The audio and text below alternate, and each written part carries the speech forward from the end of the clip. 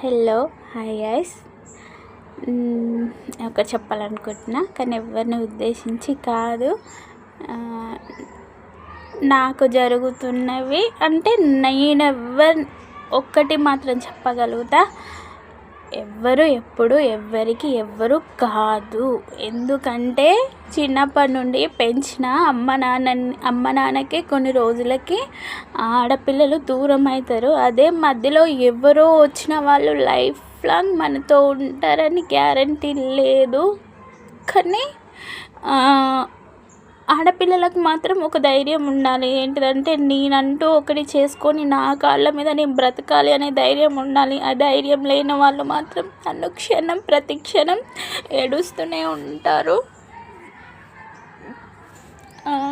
కానీ ఎవ్వరు ఒకరి మీద డిపెండ్ అయ్యి ఒకరి మీద అది పెట్టుకొని ఉండకూడదు.